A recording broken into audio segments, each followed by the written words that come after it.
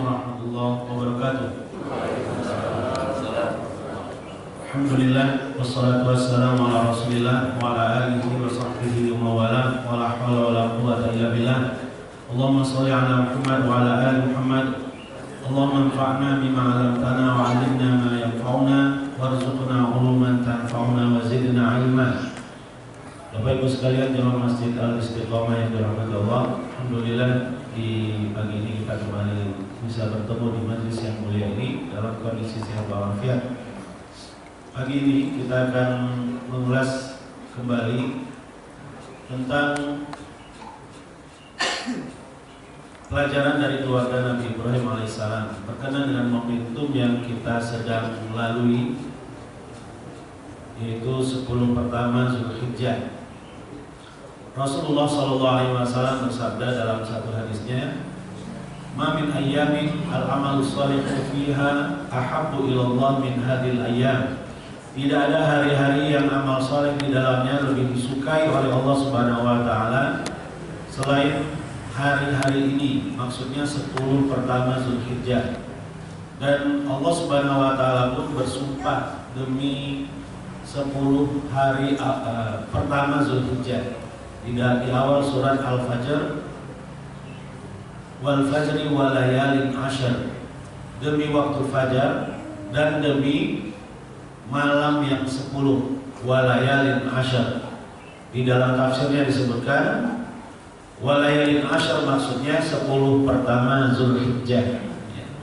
Jadi dua hadis itu menggambarkan tentang kemuliaan hari yang sedang kita lalui ini sampai 10 Zulhijjah. Banyak sekali amalan yang bisa kita tunaikan, yang sebagian besarnya bukan merupakan amalan-amalan yang baru.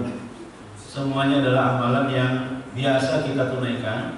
Kalau yang baru adalah puasa Arafah dan menyembelih hewan kurban di tanggal 10 Zulhijjah. Bahkan di dalam beberapa riwayat hadis pun ada dijelaskan tentang puasa sunnah di awal Zulhijjah dari 1 sampai 9. Paling tidak puasa Senin Kamis yang ada di awal Zulhijjah ini kita perhatikan untuk tidak kita lewatkan, insyaallah. Baik, amalan-amalan yang kita sebutkan tadi berkaitan dengan cerita sebuah keluarga yang Allah ceritakan di dalam Al-Quran, yang juga Rasulullah SAW ceritakan di dalam hadis-hadisnya. Sebagian amalan yang kita tunaikan di bulan Zulhijjah ini merupakan peristiwa yang mereka pernah lalui dulu, yang kemudian Allah abadikan itu sebagai amalan ibadah mahdhah bagi kita. Kurban, kemudian ibadah haji dengan segala rinciannya.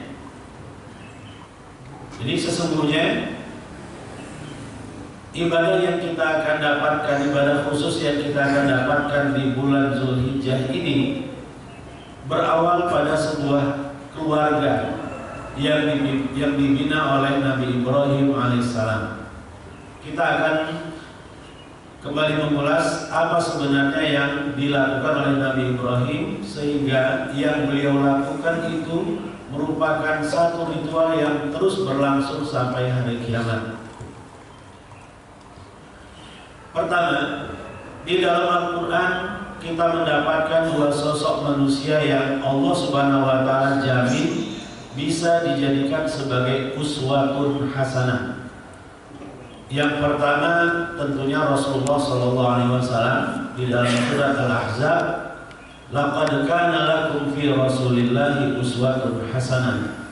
Sungguh telah ada untuk kalian pada diri Rasulullah teladan yang baik.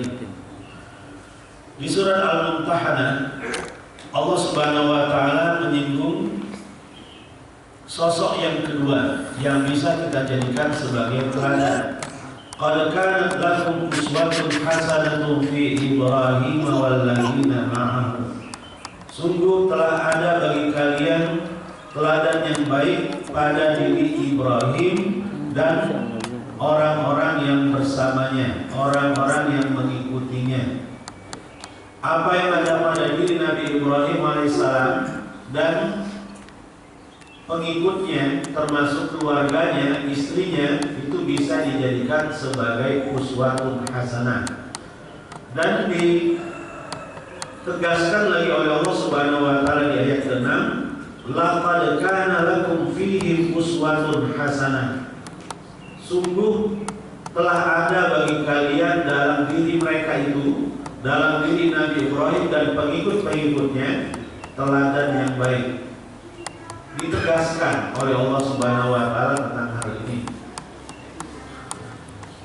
Kita yang sudah berada di awal bulan Zulhijjah ini hendaknya mengacu kepada uswatun hasanah ini, karena amalan yang kita akan hadapi di bulan Zulhijjah ini berawal dari kisah mereka. Kita lihat apa sebenarnya yang ada dalam cerita Nabi Ibrahim alaihissalam untuk kita bisa ambil ibrahnya. Hanya beberapa poin saja yang saya akan singgung di kesempatan pagi ini. Yang pertama, kisah beliau mencari Tuhan. Kemudian kisah Nabi Ibrahim mendakwahkan kebenaran setelah itu beliau dapatkan. Setelah ketemu siapa Tuhan yang berhak disembah, beliau sampaikan hal itu kepada kaumnya dan mendidik keluarga di atas nilai-nilai tauhid. Kita akan ceritakan nanti bagaimana sikap Siti Hajar setelah mendapatkan didikan suaminya dan bagaimana sikap Nabi Ismail alaihissalam setelah mendapatkan didikan dari ibundanya dan ayandanya. Pertama, kisah Nabi Ibrahim alaihissalam mencari Tuhan. Allah kisahkan di surat Al-An'am 74 sampai 79. A'udzu billahi minasyaitonir rajim. Wa idh qala Ibrahim li abihi azara atattakhidhu asnaman aliha inni araka wa qaumaka fi dhalalin mubin. Dan ingatlah ketika Ibrahim berkata kepada ayahnya Azar, apakah engkau akan menjadikan patung-patung sebagai sesembahan? Sesungguhnya aku melihatmu dan kaummu sungguh berada pada kesesatan yang nyata. Padahal Nabi Ibrahim pun pada saat itu belum tahu Tuhannya siapa. Tapi beliau punya feeling. Tidak sepantasnya sesuatu yang diciptakan sendiri kemudian itu disembah. Patungnya dibuat dulu, setelah selesai kemudian disembah. Menurut perasaan Nabi Ibrahim ini tidak pantas. Tuhan kok dibuat? Wa kadzalika nuri Ibrahim malakutas samawati wal ardi wa liyakuna minal muqinin. Dan demikianlah kami perlihatkan kepada Ibrahim kekuasaan langit dan bumi dan agar dia menjadi bagian dari orang-orang yang yakin. Artinya Allah Subhanahu wa taala mengarahkan Nabi Ibrahim untuk melihat alam semesta. Makanya para ulama mengatakan Al-Quran adalah alam semesta yang tercatat, tanda-tanda kebesaran Allah Subhanahu wa taala yang tercatat, itu Al-Quran. Sedangkan alam semesta adalah tanda-tanda kebesaran Allah yang tidak tercatat. Ayat-ayat Allah yang tidak tercatat adalah alam semesta. Sedangkan Al-Quran adalah ayat-ayat Allah yang tercatat. Jadi Allah perlihatkan, Allah arahkan Nabi Ibrahim untuk melihat alam semesta. Beliau melihat ada planet-planet di langit, beliau mengira inilah Tuhanku. Setelah tidak terlihat kembali, beliau kecewa. Kemudian beralih kepada bulan, mungkin ini Tuhanku. Tapi setelah bulan tidak terlihat, beliau mengatakan, la illam yahdini rabbi lakunanna minal qaumidh dhalin. Kalau Tuhanku belum tidak memberi petunjuk kepadaku, sungguh aku akan menjadi bagian dari orang-orang yang sesat. Kemudian beliau melihat matahari dan dia mengatakan, kayaknya ini Tuhanku, hada Rabbi, hada akbar, karena lebih besar kelihatannya.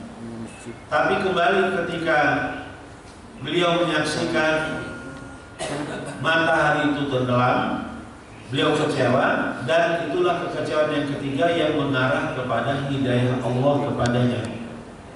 Falamma afalat qala ya qaumi inni bari'un mimma tusyrikun inni wajjahtu wajhiya lilladzi fatara as-samawati wal arda hanifa wa ma ana minal musyrikin.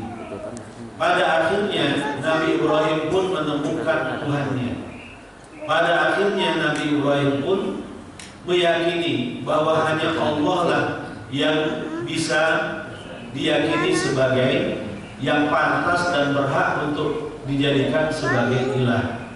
Inni wajjahtu wajhiya, sesungguhnya aku arahkan wajahku hanya kepada yang menciptakan langit dan bumi secara lurus, dan aku tidak termasuk orang-orang yang menyekutukannya. Jemaah sekalian dirahmati Allah, ibrah yang kita bisa ambil dari kisah ini adalah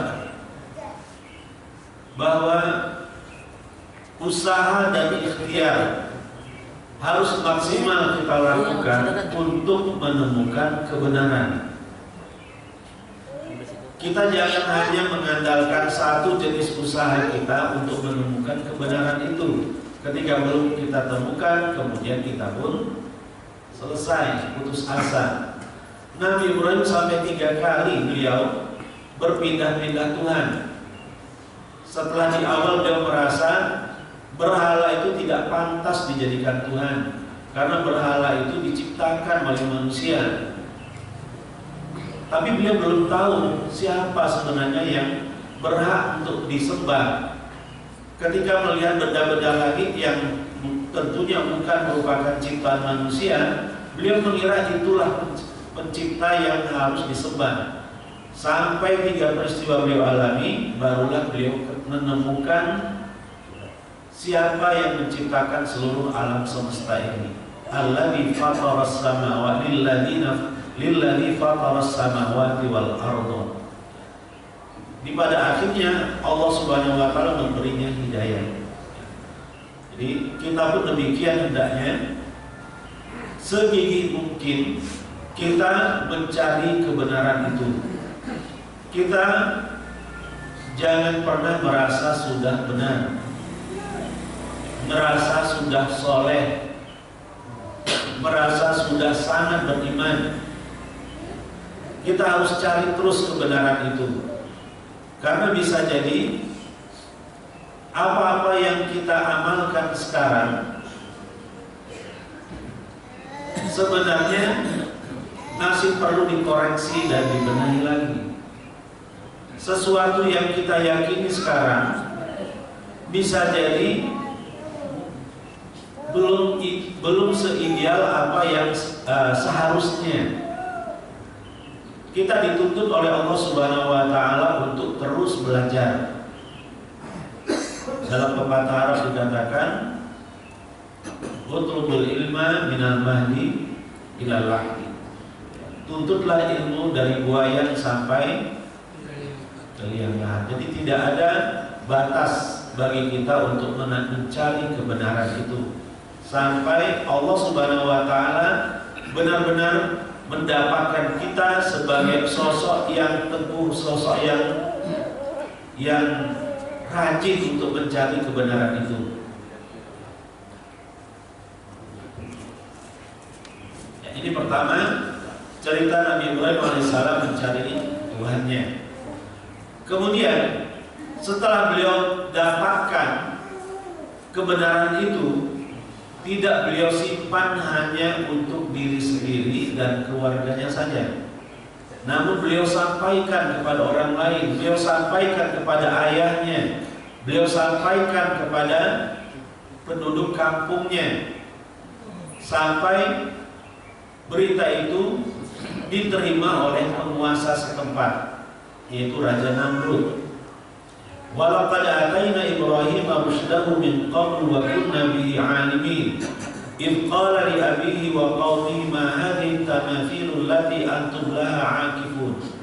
Ketika Nabi Ibrahim berkata kepada ayahnya dan kaumnya, kenapa kalian menyembah atau beriktikaf kepada berhala-berhala ini? Padahal berhala-berhala ini kalian sendiri yang menciptakannya. Jawabannya jawaban standar. Qalu wajadna aba'ana laha 'abidin. Mereka menjawab, karena kami sudah mendapatkan nenek-nenek moyang kami melakukannya secara turun-temurun. Itu jawaban standarnya yang terus berulang seterusnya sampai hari kiamat. Ketika kita mengingatkan orang-orang yang sesat, jawabannya adalah inilah tradisi kami sejak dulu kala.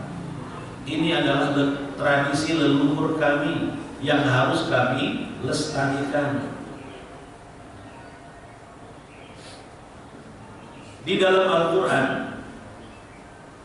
itu pula lah ungkapan yang Allah Subhanahu wa Ta'ala berkali-kali sebutkan. Hadza ma alfaina alaihi aba'ana aw kana aba'uhum la yaqiluna syai'an wa la yahtadun. Jadi orang-orang Arab jahiliyah ketika diarahkan kepada Islam, jawabannya pun seperti itu. Inilah yang kami dapatkan dari nenek-nenek moyang kami, padahal nenek-nenek moyang mereka tak punya hidayah. Bukan orang yang lurus, hanya berdasarkan feeling saja, perasaan saja, kayaknya ini bagus, akhirnya itu yang dilakukan, diajarkan ke keturunannya, terus sampai keturunan yang kesekian masih melakukan itu tanpa mengetahui maksud dan tujuan dari amalan itu. Qala laqad kuntum antum wa aba'ukum fi dhalalin mubin. Kalian ini sudah sesat, kata Nabi Ibrahim. Qalu ajitana bil haqqi am anta minal la'ibin. Tersinggunglah penduduk kampungnya, ayahnya dan penduduk kampungnya, dan mereka berkata, apakah engkau wahai Ibrahim membawa kebenaran atau sedang mempermainkan kami? Nabi Ibrahim pun menyatakan, qala bal rabbukum rabbus samawati wal ardi alladhi fatarahunna wa ana 'ala dzalikum minasy syahidin. Wa tallahi la akidanna asnamakum ba'da an tuwallu mudbirin. Yang sepantasnya kalian sembah adalah yang menciptakan langit dan bumi, yang telah menciptakan semuanya. Itulah yang seharusnya kalian sembah, bukan patung-patung yang kalian buat sendiri. Tapi karena kaumnya tidak mau mengikutinya, karena kaumnya masih terus ingin menyembah berhala, Nabi Ibrahim pun mempersiapkan satu strategi. Wa tallahi la akidanna asnamakum ba'da an tuwallu mudbirin. Aku akan membuat makar terhadap patung-patung atau berhala-berhala kalian ini. Sebagaimana kita mungkin sudah lama mengetahui ceritanya, bahwa Nabi Ibrahim menghancurkan berhala-berhala kaumnya. Banyak sekali berhalanya. Ada satu yang paling besar yang disisakan oleh Nabi Ibrahim, tidak dihancurkan. Tapi setelah dihancurkan berhala-berhala yang lebih kecil, alat untuk menghancurkannya diletakkan di tangan berhala yang paling besar. Nah, ketika Nabi Ibrahim tertuduh bahwa dialah yang telah melakukan perbuatan itu, Nabi Ibrahim mengatakan yang melakukannya adalah dia.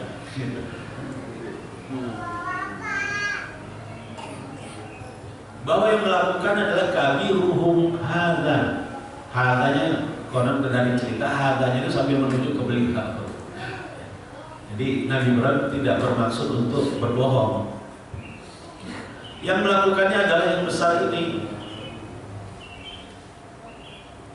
kaumnya pun saling menoleh. Artinya mereka tersadar dari makar yang dilakukan oleh Nabi Ibrahim tadi. Itu satu tindakan yang cerdas sebenarnya, tapi nekat. Artinya mereka punya kesimpulan nggak mungkin patung bisa merusak patung-patung lain, nggak mungkin, ya benda mati. Tapi justru jawaban itulah yang mengena kepada diri kalian lah. Kalau nggak bisa, kenapa disembah? Jadi sebagian kaum itu mulai sadar, akan tetapi sebagaimana kebiasaan yang terus berulang sepanjang sejarah, pihak-pihak yang sesat ketika mereka terdesak dan tidak kunjung mau mengikuti kebenaran, mereka akan main kasar biasanya. Jadi kalau sudah apa istilahnya ya, sudah terdesak, sudah mentok, tindakan selanjutnya adalah main kasar. Dai-dainya ditangkapin, ormasnya dibubarkan, main kasar jadinya. Kenapa ya? Karena mereka sudah panik, udah nggak punya cara lagi ini bagaimana untuk membendungnya ini. Jadi itu adalah cerita yang akan selalu berulang sepanjang sejarah. Rasulullah SAW pun mengalami hal yang sama. Pada awalnya ketika Rasulullah berdakwah di Mekah, orang-orang Mekah mengira Rasulullah hanya melanjutkan tradisi Hanafiyah, sisa ajaran Nabi Ibrahim alaihissalam. Ya sebagaimana Abu Bakar Siddiq pun demikian, nggak pernah menyembah berhala. Beliau masih melanjutkan agama Nabi Ibrahim, ajaran Nabi Ibrahim. Tapi setelah mengetahui bahwa yang diajarkan oleh Nabi Muhammad SAW adalah la ilaha illallah, disitulah mereka mulai gelisah. Kata-kata la ilaha illallah itulah yang mengkhawatirkan bagi mereka. Apa yang mereka khawatirkan? Tradisi mereka akan diobrak-abrik dengan la ilaha illallah. Dan mata pencaharian paling utama sebenarnya, kata sebagian ahli sejarah, yang mereka khawatirkan sebenarnya adalah mata pencaharian mereka. Kalau la ilaha illallah itu yang ditegakkan di kota Mekah, maka profesi mereka sebagai pemandu wisata, gitu, ya, sebagai pemandu wisata, ini kan wisata religius itu. Ya, setiap tahun penduduk jadi orang-orang Arab datang ke Mekah untuk berhaji. Jadi haji itu sudah ada sejak zaman jahiliyah, sejak zaman Nabi Ibrahim. Ya. Nah itu kan faktor ekonomi yang menjanjikan itu. Ketika masyarakat berkumpul di satu tempat, membludak mendatangi satu tempat, itu kan pasar itu yang menjanjikan. Itulah yang diperhitungkan oleh orang-orang Quraisy sehingga mereka sangat memusuhi Nabi Muhammad SAW. Mereka berupaya untuk secara persuasif datang ke Rasulullah, menawarkan kedudukan, menawarkan harta, menawarkan perempuan, tapi itu semuanya enggak berhasil. Kemudian Allah Subhanahu wa taala pun menurunkan surat Al-Kafirun. Jadi itu sudah dilakukan, terjadi pada diri Nabi Muhammad SAW, dan kemudian karena mereka tidak mampu, akhirnya mereka pun main kasar. Mereka siksa sahabat-sahabat Rasulullah, mereka boikot keluarga besar Bani Hashim, Rasulullah SAW, mereka boikot Rasulullah dan para sahabatnya secara ekonomi, artinya mereka tidak bisa berjual beli. Dan Bani Hashim yang merupakan keluarga besar Rasulullah pun ikut-ikutan mendukung Rasulullah SAW walaupun sebagian mereka masih kafir, ya, sebagai bentuk fanatisme, gitu ya. Asobiyah, fanatisme keluarga. Ya. Selama 3 tahun, bayangkan, Bani Hashim, Rasulullah dan para sahabat itu tidak bisa berjual beli. Ketika ada yang ingin membeli sesuatu, Abu Jahal pun mengatakan, naikkan harganya 10 kali lipat, aku akan bayar, jangan kau jual kepada dia. Itu selama 3 tahun mereka hanya makan daun-daun kasar yang ada di sekitar kota Mekah, itu yang mereka konsumsi. Mereka ingin berjual beli nggak bisa. Mau menjual sesuatu nggak ada yang mau beli. Mau membeli sesuatu nggak ada yang mau jual. Jadi diboikot secara ekonomi. Itu terjadi selama 3 tahun. Jadi luar biasa. Jemaah sekalian dirahmati Allah, mendakwahkan kebenaran ini merupakan contoh yang ajaran yang dicontohkan oleh Nabi Ibrahim alaihissalam kepada kita, dan kemudian itu juga yang Rasulullah contohkan kepada kita untuk kita tiru. Bahwa kebenaran itu jangan terhenti pada diri kita dan keluarga kita saja, harus kita sampaikan kepada siapapun. Makanya kita sebagai umat Islam dijamin oleh Allah Subhanahu wa taala akan kembali menjadi khairu ummatin ukhrijat linnas. Kuntum khairu ummatin ukhrijat linnas. Kita akan menjadi umat yang terbaik yang pernah Allah ciptakan di muka bumi ini. Syaratnya ta'muruna bil ma'ruf wa tanhauna 'anil munkar wa tu'minuna billah. Jadi syaratnya amar ma'ruf nahi munkar. Kita harus menyampaikan kebenaran-kebenaran al-ma'ruf, kebaikan-kebaikan itu kepada orang lain, kita sebarluaskan, dan kemungkaran yang dilakukan oleh orang lain harus kita cegah. Jadi nilai amar ma'ruf nahi munkar itu memang harus ditegakkan. Kita nggak boleh diam ketika ada kemungkaran yang terjadi. Ali radhiyallahu anhu mengatakan, "Idza sakata ahlul haqqi 'anil batil, tawahhama ahlul batili annahum 'ala haqqin." Kalau orang-orang yang tahu kebenaran mendiami kebatilan, ada kebatilan tapi mereka diam saja, diamnya karena ingin cari selamat mungkin, atau nggak mau gaduh, nggak mau ribut, nggak mau mengambil resiko, itu intinya. Padahal Rasulullah berjenis-jenis resiko Rasulullah hadapi ketika menyebarluaskan la ilaha illallah. Jadi resiko itu bagian dari dakwah, bagian dari konsekuensi yang memang harus kita harus siap untuk menerimanya. Sebagaimana resiko demi resiko diterima oleh Rasulullah SAW. Jadi itulah yang terjadi pada Rasul, dan itu juga yang Rasul Allah perintahkan kepada kita untuk amar ma'ruf nahi munkar, menyebarkan kebenaran itu kepada orang lain. Kembali ke pernyataan Ali bin Abi Thalib tadi, kalau orang-orang yang mengerti kebenaran mendiamkan kebatilan, kemungkaran, maka orang-orang yang batil, orang-orang yang mungkar itu akan merasa yakin bahwa yang mereka lakukan itu benar. Lama-lama mereka merasa benar jadinya, karena gak ada yang negur.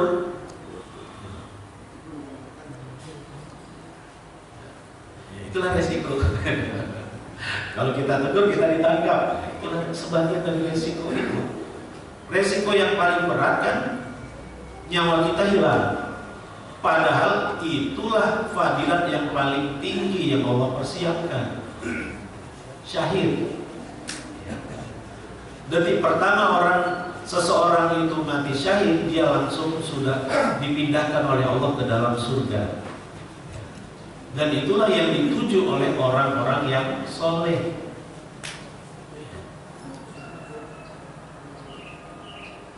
Man mata walam yaghzu walam yanwi nafsahu bil ghazwi mata mitatan jahiliyah, atau kama qala sallallahu alaihi wasallam. Barang siapa yang tidak pernah ikut perang dan tidak pernah berniat untuk berperang membela ajaran Allah Subhanahu wa taala, mata mitatan jahiliyah. Kemudian dia meninggalnya dalam kondisi jahiliyah. Dari situ kemudian ada ulama yang mengajarkan doa, wa abidna ala syahadati fi sabilik, dan matikanlah kami secara syahid di jalanmu ya Allah. Itu sebagai bentuk niat kita. Yang penting kan niat. Allah akan memberi kita atau tidak, yang penting kita sudah niat, kita sudah keluar dari apa yang Rasulullah SAW ancam, maka mengatakan jahiliyah tadi. Jadi sunnatullahnya yang mendakwahkan kebenaran akan menemukan tantangan. Itu sudah jadi sunnatullah. Kebenaran yang kita akan tegakkan beberapa bulan terakhir ini, beberapa tahun terakhir ini, tidak mengenakan ya? Iya. Banyak sekali tantangan-tantangan yang kita hadapi. Banyak orang yang membuli kita, mencibir, menistakan ulama-ulama kita, bahkan Al-Quran pun dinistakan. Rasulullah dinistakan di media sosial, ajaran Islam dinistakan. Jadi itulah resiko bagi setiap mereka yang ingin mendakwahkan kebenaran. Karena mendakwahkan ukuran yang Allah Subhanahu wa taala buat untuk kita semua, kalau kita ingin mulia, kebenaran itulah yang harus dijunjung tinggi. Keadilan itulah yang harus diperjuangkan. Walaupun kita akan berhadapan dengan banyak sekali resiko.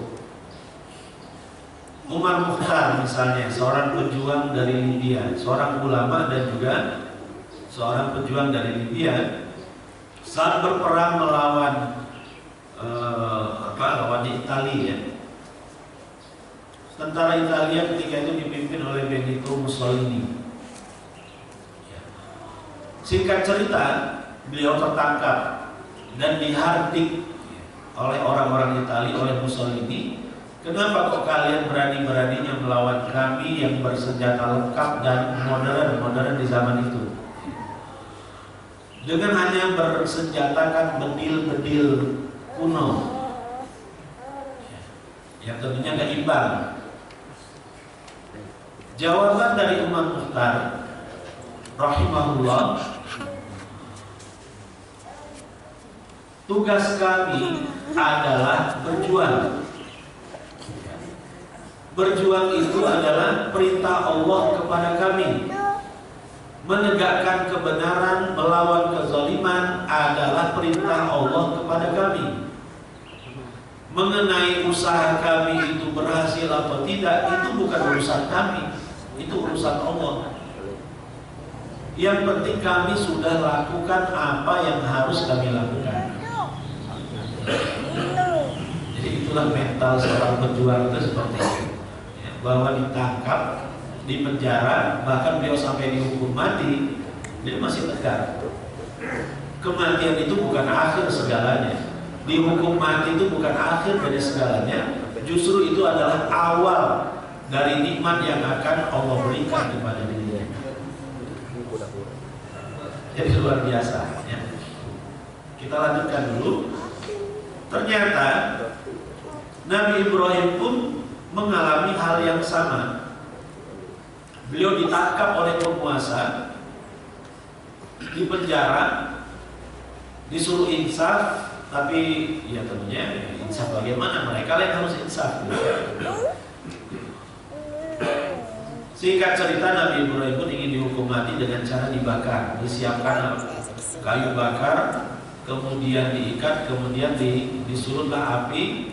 Tapi ternyata api itu tidak sanggup untuk membakar Nabi Ibrahim alaihissalam dengan izin Allah Subhanahu wa taala. Allah yang mengarahkan agar api itu menjadi dingin. Ya, jadi pada saat itu ya, hukum alam tidak berlaku. Api seharusnya panas, tapi dia bisa menjadi dingin ketika akan membakar seorang hamba Allah Subhanahu wa taala ya, yang bernama Ibrahim. Ya narukuni barda wa salaman ala Ibrahim. Wahai api, mendinginlah engkau dan keselamatanlah bagi Ibrahim. Akhirnya Nabi Ibrahim tidak mempan untuk dibakar atas izin Allah Subhanahu wa taala. Nah, ada satu cerita kecil. Saat peristiwa itu berlangsung, ada seekor burung kecil yang mondar-mandir mengambil air dengan paruhnya yang kecil dan diteteskan ke api yang sangat besar itu. Kemudian seekor cicak mengatakan, apa yang kamu lakukan? Air yang banyak saja belum tentu mampu untuk memadamkan api yang sangat besar ini. Jawaban sang burung tadi, itu bukan urusan. Tugasku adalah mengingkari kemungkaran. Nanti di akhirat aku sudah punya jawaban kepada Allah bahwa aku sudah berbuat. Jadi seperti cerita Umar Mukhtar rahimahullah tadi, bahwa aku sudah berbuat. Masalah menang dan kalah itu urusan Allah. Wa qul i'malu fasayarallahu 'amalakum wa rasuluhu wal mu'minun. Yang Allah perintahkan kepada kita adalah i'malu, berbuatlah, dan Allah akan melihat apa yang kita perbuat, bukan hasil apa yang kita perbuat, bukan. Kita tidak dituntut oleh Allah untuk berhasil. Kita hanya dituntut oleh Allah untuk berbuat. Kita dituntut untuk menjalani proses menuju keberhasilan itu. Berhasil ya syukur, berarti itu bonus dari Allah, kesuksesan itu. Tapi kalaupun tidak, proses itulah yang sesungguhnya Allah perintahkan kepada kita. Yang Allah nilai dari kita adalah kita berbuat atau tidak, berkontribusi atau tidak. Mengenai hasil itu urusan Allah. Ngapain dakwah getol-getol katanya ya, melawan kekuatan yang besar seperti ini ya, gak akan menang. Urusan kemenangan bukan urusan kita. Urusan kita adalah amar ma'ruf nahi mungkar, memenuhi perintah Allah di dalam Al-Quran, amar ma'ruf nahi mungkar, tawasau bil haq, tawasau bis sabr. Itu concern kita, bukan masalah hasilnya ya. Kalau fokusnya kepada hasil, sebenarnya sejak awal kemungkaran itu terjadi, Allah Maha mampu untuk menegur, menurunkan musibah, menghukum orang yang melakukan kesalahan itu. Allah Maha mampu untuk mematikan, mengambil nyawa orang yang menistakan Al-Quran sejak awal dia menistakannya. Allahu ala kulli syai'in qadir. Allah Maha kuasa untuk melakukan segala hal. Tapi kenapa itu tidak dilakukan oleh Allah? Untuk mengangkat derajat kita sesungguhnya, untuk memberikan peluang amal yang besar dan banyak bagi kita semua. Seorang ulama di Timur Tengah pernah ditanya, ini ceritanya Ustaz Abdul Somad ini, yang sedang viral ya. Ketika ada yang bertanya, ya Syekh, kenapa Israel itu gak dihukum saja langsung oleh Allah? Sebagaimana dulu ada kaum Tsamud, kaum 'Ad, Fir'aun yang mendapatkan hukuman langsung ya, dari Allah Subhanahu wa taala. Diazab langsung oleh Allah Subhanahu wa taala. Kenapa Israel atau Yahudi, Zionis itu tidak langsung saja diazab oleh Allah Subhanahu wa taala? Jawabannya ternyata sederhana. Kalau itu terjadi, lantas yang tersisa buat kalian apa? Itu jawabannya. Jadi kalau Yahudi dimusnahkan oleh Allah, ya, peluang amal kita mana lagi? Kita nggak punya peluang lagi untuk mendapatkan fadilah yang tinggi di sisi Allah Subhanahu wa taala. Karena sumber malapetaka dalam kehidupan kita ini sampai hari kiamat adalah Yahudi. Makanya cerita tentang Yahudi itu ada di dalam Al-Quran berulang-ulang di beberapa surat di dalam Al-Quran. Ya Bani Israil, aku nikmati Allah bi an'amtu alaikum, dan seterusnya.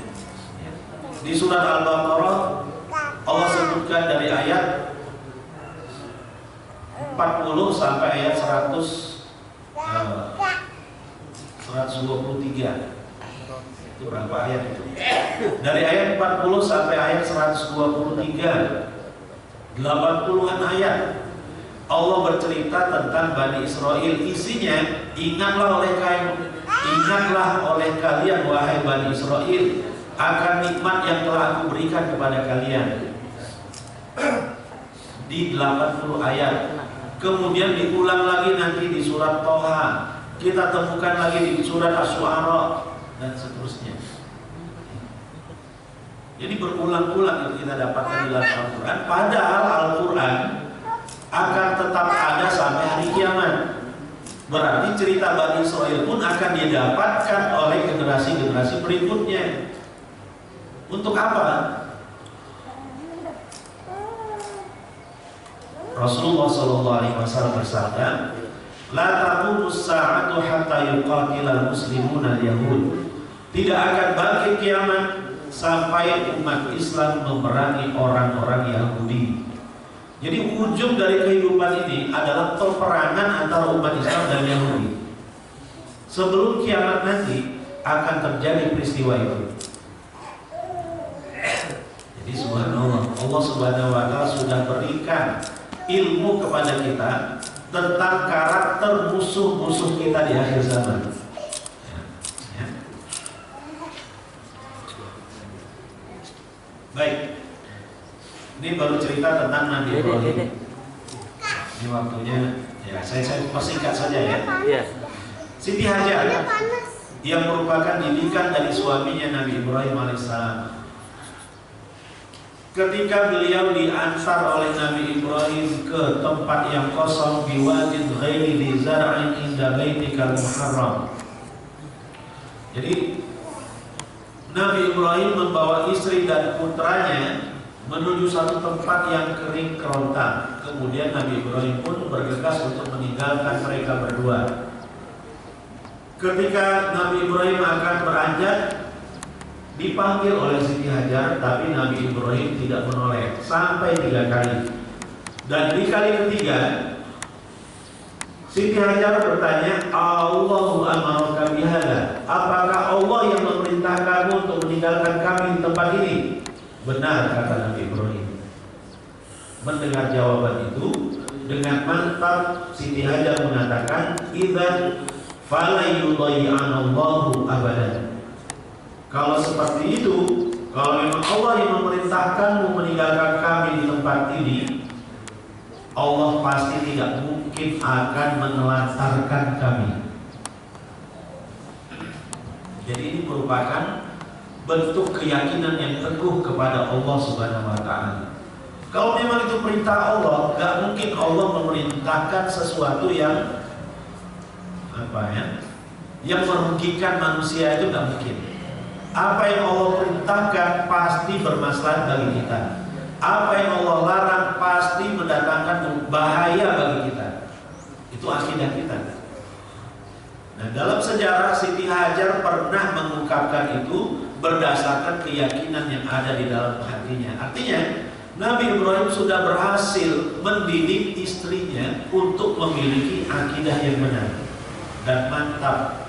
Jadi akidah itu adanya di dalam hati, keimanan itu adanya di dalam hati, dan baru kelihatan ketika orang yang mempunyai akidah yang benar itu menghadapi peristiwa dan demi peristiwa dalam hidupnya, sikapnya akan kelihatan teguh, tegar menghadapi segala bentuk tantangan.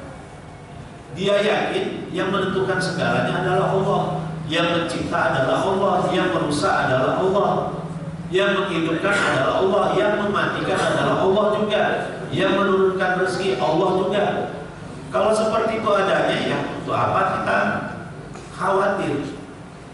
Allah yang memerintahkan kita, perintah-perintahnya banyak di dalam Al-Quran.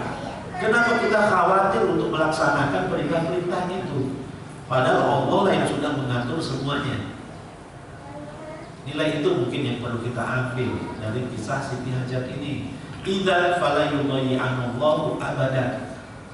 Kalau Allah yang sudah menentukannya, menetapkannya, memerintahkannya, kenapa kita ragu-ragu? Apa kita ragu akan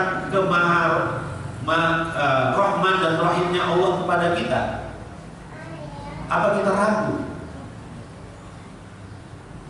Jadi keraguan itu adalah milik orang yang tidak teguh keimanannya. Orang yang beriman, innalladzina amanu wa lam yartabu. Di dalam Al-Quran ada disebutkan itu. Sesungguhnya orang-orang yang beriman dan mereka tidak merasa ragu sedikit pun. Berarti di antara orang beriman masih ada yang ragu.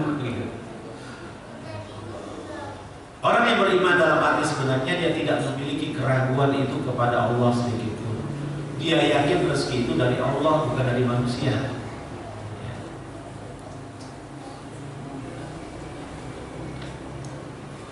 Nah, jadi itu satu pelajaran tentang akidah. Kemudian pelajaran lainnya dari Siti Hajar, ketika persediaan air habis, Siti Hajar mengarah ke Bukit Sofa, naik ke atasnya, lihat persediaan air di sekitarnya atau kafilah dagang, ternyata nggak ada. Beliau turun, pandangan beliau terhalang dari melihat anaknya Ismail. Beliau pun berlari-lari kecil sampai melihat kembali. Beliau pun berjalan seperti biasa dan mendapatkan di ujung sana ada bukit yang lain. Beliau naiki bukit itu namanya Bukit Marwah. Beliau lakukan lagi seperti yang beliau lakukan di Bukit Sofa. Ternyata tidak juga beliau dapatkan air itu sampai 7 kali. Berakhir di Bukit Marwah. Saat di Bukit Marwah itulah beliau merasakan bahwa tidak ada lagi yang bisa diandalkan kecuali hanya Allah. Dan pada saat itu Allah keluarkan air dari arah kaki Nabi Ismail. Air itu memancar dan mengalir kemana-mana. Supaya tidak mengalir kemana-mana, dibentengi, dibendung, zam. Air itu kemudian disebut zam-zam. Subhanallah, ya. Siti Hajar mondar-mandir dari Sofa dan Marwah untuk mencari air. Ternyata air itu justru muncul di dekat anaknya yang kehausan. Pertanyaannya, kenapa tidak sejak detik pertama air itu dibutuhkan oleh hambanya yang solehah, itu Allah munculkan? Kenapa harus pakai acara mondar-mandir dulu Sofa Marwah? Ada 2 jawabannya. Pertama, bahwa Allah ingin mendidik kita semua untuk berusaha. Sa'i, arti lain dari sa'i selain berlari kecil adalah berusaha. Sa'yan artinya berusaha. Agar kita dalam kehidupan ini berusaha untuk mencari nafkah, mencari kebenaran dan seterusnya. Harus ada ikhtiar yang kita lakukan. Kita tidak bisa mengandalkan emas turun dari langit, nggak bisa. Kita harus bekerja supaya kita mendapatkan rezeki dari Allah Subhanahu Wa Taala. Bekerja adalah wasilah, perantara, sarana untuk Allah menyampaikan rezeki kepada kita. Itulah yang dilakukan oleh Siti Hajar. Kemudian yang kedua, kenapa tidak dari detik pertama Allah munculkan air itu? Dan kenapa sampai 7 kali baru Allah Subhanahu Wa Taala mengijabahnya? Syekh Atiyah Muhammad Salim rahimahullah, seorang ulama besar di Madinah, beliau pernah mengulas cerita ini dan mengatakan bahwa saat pertama Siti Hajar naik ke Bukit Sofa, beliau masih mengandalkan makhluk Allah. Mungkin ada musafir yang lewat, mungkin ada oase di dekat tempat itu. Artinya ketawakalannya kepada Allah lebih kurang masih 60%. Sampai 7 kali beliau mondar-mandir, berakhir di Bukit Marwah. Disitulah beliau merasa tidak ada lagi yang bisa diandalkan kecuali hanya Allah. Artinya ketawakalannya kepada Allah 100%. Dan saat dalam kondisi seperti itulah Allah memberikan apa yang dibutuhkan. Artinya ketika kita berdoa kepada Allah, ketawakalan itu harus penuh. Jangan tersisa sedikit pun keraguan di dalam diri kita. Kalau ada sedikit keraguan akan kemahahebatan Allah Subhanahu Wa Taala untuk menolong kita, ya sudah, Allah gak turunkan. Jadi keraguan itu jangan sampai ada dalam diri kita. Subhanallah, inilah pelajaran lain dari Siti Hajar. Jadi dari kisah Siti Hajar ini ada nilai fiqh billah, keteguhan keimanan kepada Allah, kegigihan dalam berusaha, serta nilai ketawakalan kepada Allah Subhanahu wa taala. Tersisa yang terakhir Nabi Ismail yang lebih kurang sama seperti ibundanya, yang menjawab idzan fala yudhi'anallahu abada. Kalau Nabi Ismail saat dikatakan bahwa aku akan sembelih kamu, kata Nabi Ibrahim kepada anaknya, Nabi Ismail menjawab, ya abati fa'al ma tu'mar satajiduni insyaallah minas sabirin. Laksanakan. Kalau memang itu perintah Allah, ya laksanakan. Kau akan dapati aku insyaallah termasuk orang-orang yang bersabar. Jadi mirip-mirip dengan ibundanya. Kalau memang itu perintah Allah, ya sudah laksanakan. Gak mungkin perintah Allah itu salah, gak mungkin. Dan benar saja saat akan disembelih, ternyata diri Nabi Ismail diganti oleh Allah dengan seekor kibas. Ya. Jadi kembali di sini nilai fiqh billah. Ya. Keimanan yang teguh hanya kepada Allah. Apapun yang Allah perintahkan pasti benar. Kemudian nilai ketawaduan, satajiduni insyaallah minas sabirin. Bahwa Nabi Ismail tidak merasa bahwa hanya dirinya lah yang bersabar itu. Beliau merasa selain diri beliau masih banyak orang-orang yang mampu bersabar. Berbeda dengan cerita Nabi Musa alaihissalam, satajiduni insyaallah sabiran wala a'si laka amra. Kau akan dapati diriku wahai Nabi Khidir sebagai sosok yang penyabar. Pakai insya Allah juga sebenarnya, tapi merasa hanya diri beliau sajalah yang mampu bersabar.